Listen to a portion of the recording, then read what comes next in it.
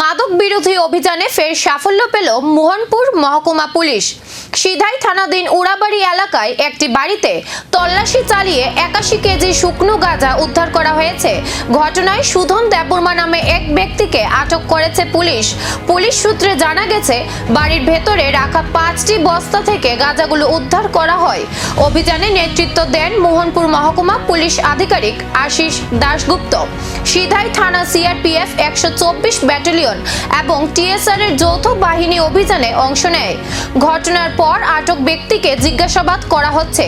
পাশাপাশি উদ্ধার হওয়া গাঁজার উৎস এবং এই চক্রের সঙ্গে আর কেউ জড়িত রয়েছে কিনা তা খতিয়ে দেখে তদন্ত এগিয়ে নিয়ে যাচ্ছে পুলিশ। কি বলবেন এই নেশামুক্ত ত্রিপুরা করার লক্ষ্যে এই গাঁজা বিরোধী যে অভিযান এটা কন্টিনিউয়াস চলছে এবং চলতে থাকবে। এই মোহনপুর পুলিশ সাব ডিভিশন এরিয়ার মধ্যে কন্টিনিউয়াসলি চলতে থাকবে। এখানে কত কেজি গাঁজা উদ্ধার করা হয়েছে? মোট 81 কেজি গাঁজা পেয়েছি আমরা। কাউকে কি গ্রেফতার করেছেন? একজনকে গ্রেফতার করেছি। আর একজনকে গ্রেফতার করেছেন? বাড়ির মালিককে গ্রেফতার করেছি। আর তদন্ত সাপেক্ষে যুক্ত আছে, এটা তদন্ত আমরা বের হবে। এই যে 81 কেজি শুকনো গাঁজার মূল্য কত টাকা হবে?